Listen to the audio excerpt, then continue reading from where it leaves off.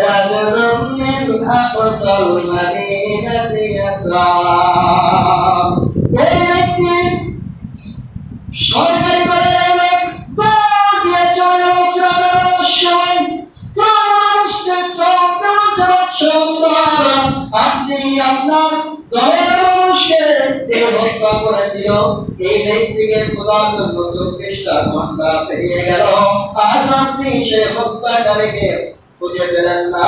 আমি নিজের কানে শুনেছি আমাদের বংশের ওই লোককে মূসা হত্যা করেছে।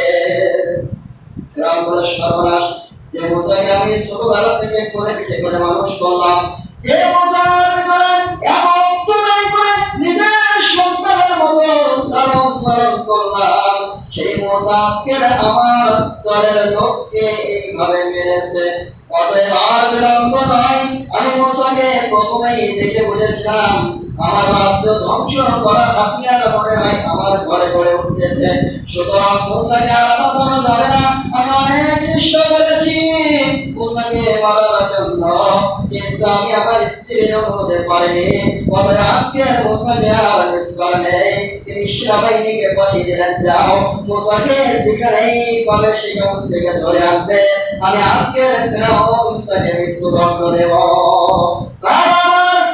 মূসা আলাইহিস সালামের মৃত্যুদণ্ডের কথা শুনে তার মা আসিয়া আলাইহিস সালাম ঘরের মধ্যে থেকে যখন শুনলেন তার পরিবার লোকরা তার পালক পুত্র মূসাকে মৃত্যুর ফরমান জারি করা হয়েছে। ফিরআউনের রাজসভা থেকে তিনি বিচলিত হয়ে পড়লেন। তিনি আল্লাহর কাছে প্রার্থনা করলেন, মাবুদ, আমার সন্তান মূসা যেখানে থাকো তুমি ফিরআউনের অত্যাচার আর ফিরআউন বাহিনীর অত্যাচার থেকে তুমি তাকে হেফাজত করো। সুবহানাল্লাহ।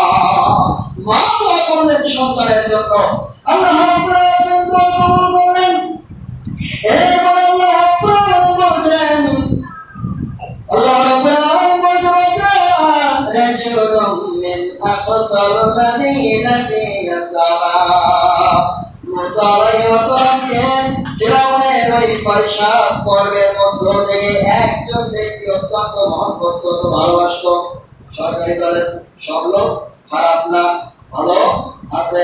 মূসা আলাইহিস সালাম যেমন প্রাণে ভালোবাসেন, ফিরআউনের সময় যখন ঘোষণা করা হলো মূসার মৃত্যুদণ্ড, এই লোক গোপনে রাজসভা থেকে বেরিয়ে দৌড় দিল মূসাকে এই সংবাদটা দেওয়ার জন্য।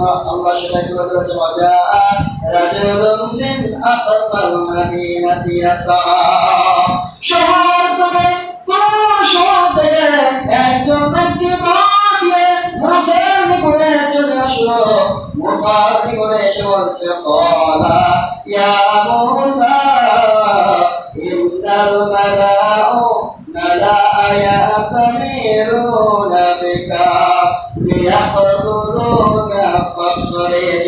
ও মূসা, আমি নিজের কানে শুনে এসেছি ফিরআউনের পরিশাদ বর্গে, ফিরআউনের সংবিধানে, ফিরআউনের সংসদ ভবনে আলোচনা হয়েছে তোমাকে হত্যা করার জন্য। অতএব মূসা রে, তুমি আর বিলম্ব করো না, ফাখরিজ, এখনই তুমি এই শহর ছেড়ে, এই জনপদ ছেড়ে, দেশ ছেড়ে চলে যাও। ইন্নী লাকা মিনান নাসিহিন, আর নিশ্চয় আমি হলাম তোমার হিতাকাঙ্ক্ষী। ফিরআউনের পরিশাদ বর্গের মধ্যে কে কেমন তোমার ভালোবাসা দিতে না মূসা, কিন্তু আমি তোমাকে ইসলামের উপরে ভালোবাসি। মূসা রে, তোমার সেই ভালোবাসা খাতিরে বলতেছি, এখনই ফিরআউনের সেনাবাহিনী চলে আসতেছে, তুমি এই গ্রাম থেকে পালাও, জলদি চলে যাও। তুমি আমার কথা শোনো। আল্লাহ রাব্বুল আলামিন পরে আয়াতে বলেন, ফাখারাজা মিনহা খাইফান ইয়াতারাক্কাবু। জীবনে কোনোদিন প্রাসাদের বাইরে যায়নি, জীবনে কোনোদিন প্রাসাদের বাইরে একাকী সফর করিনি। যখনই গিয়েছে ফিরআউনের দলবল, ফিরআউনের সৈন্য সামন্ত থেকে প্রোটেস্ট করেছে, যেহেতু তিনি হলেন তার বংশের সন্তান হিসেবে প্রতিপালিত হচ্ছে, তিনি ফিরআউনের সন্তান হিসেবে প্রতিপালিত হওয়ার কারণে রাজপুত্রের মতো রাষ্ট্রের প্রত্যেকটা মানুষ তাকে সমীহ করে, শ্রদ্ধা করে এবং তাকে চতুর্দিক থেকে তাকে হেফাজত করার দায়িত্ব গ্রহণ করে।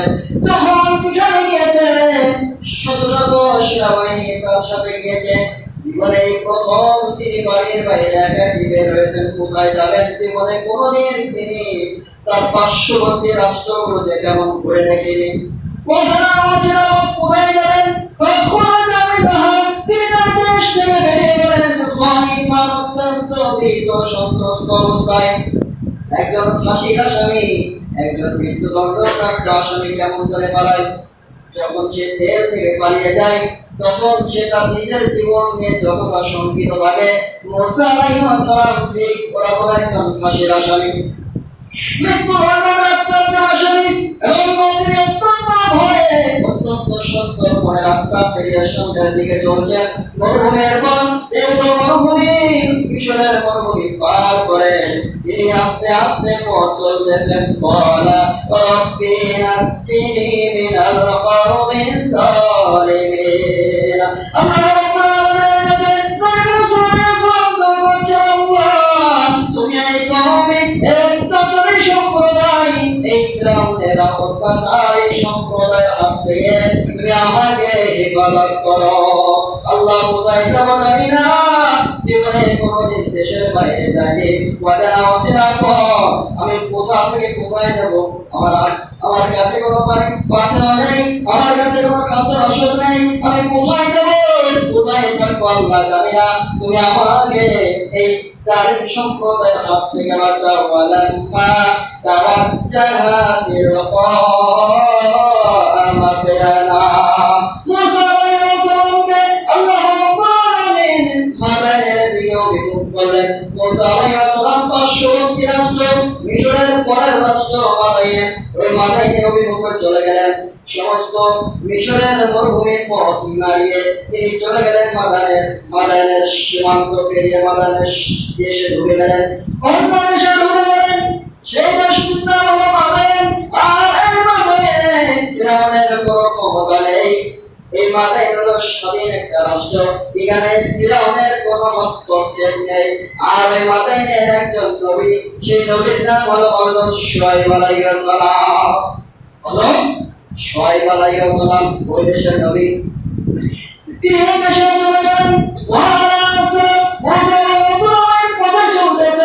আর বলেছেন আসা রাব্বি, আমার মনে হয় আমার রব, আমার আল্লাহ আইয়াহদিয়ানি সাওয়া সাবিলা, আমার রব আমাকে পথ দেখাবে, আমার রব আল্লাহ আমাকে পথ দেখাবে। ওয়াদানা অচেনা পথ দিয়ে আমি চলতেছি, জীবনে কোনোদিন এই রাস্তায় আমি আসিনি, সুতরাং এই পথ দিয়ে আমি চলতেছি, আমার রব আমাকে পথ দেখাবে। আল্লাহ রাব্বুল আলামিন মুসা আলাইহিস সালামের এই দোয়া কবুল করে নিয়ে আল্লাহ রাব্বুল আলামিনের উপর মুসা আলাইহিস সালাম এত তাওয়াক্কুল করলেন, 100 ভাগ একেবারে তাওয়াক্কুল আল্লাহর উপরে ছেড়ে দিলেন। আল্লাহ এই পথে একমাত্র তোমার উপর ভরসা করে আমি চলতেছি, অতএব তুমি আমাকে সৎ রাস্তা দেখাও।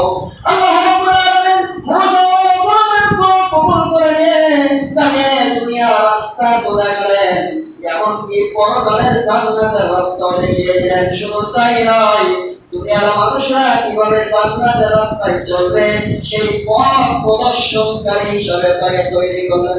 সুবহানাল্লাহ।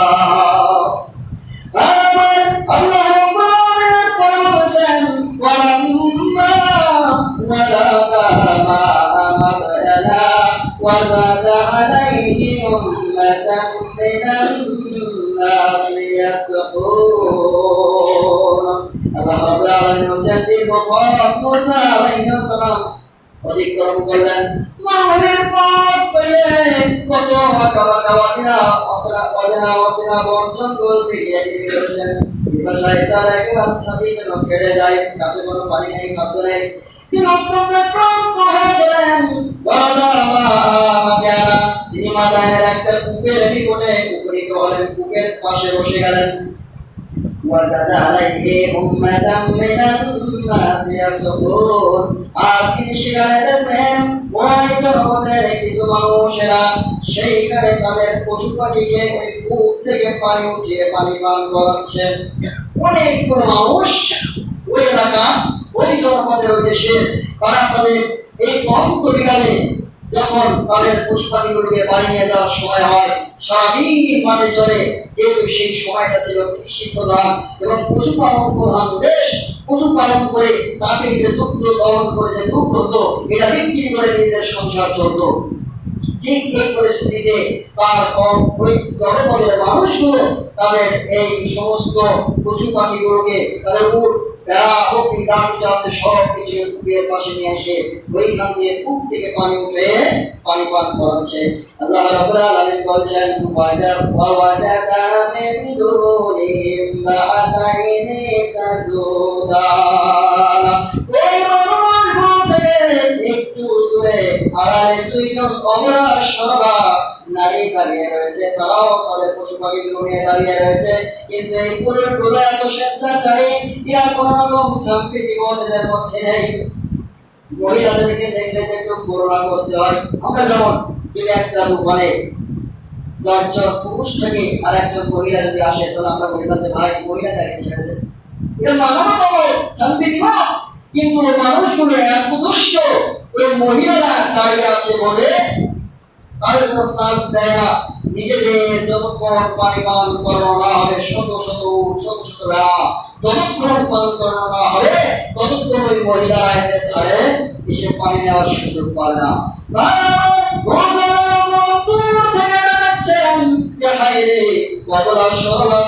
মহিলা মাত্র দাঁড়িয়ে আছে পশু পাখিগুলো নিয়ে পানি পান করাবে বলে, কিন্তু এই যুবকরা এত স্বেচ্ছাচারী,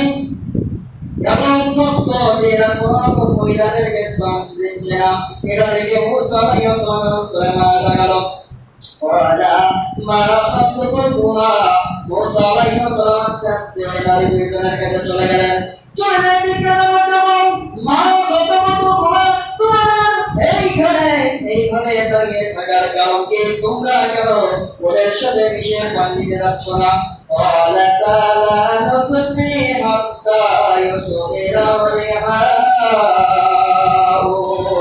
আল্লাহ রাব্বুল আলামিন বলেন, তখন মুসা আলাইহিস সালামকে বলছে, ও যুবক, তুমি জানো না নাসকি হাত্তা ইসদিরা, যতক্ষণ পর্যন্ত এই যুবকগুলোর পানি পান করানো না হবে, ততক্ষণ পর্যন্ত ওরা আমাদের চান্স দেবে না, এই রাখালগুলো আমাদের সুযোগ করে দেবে না।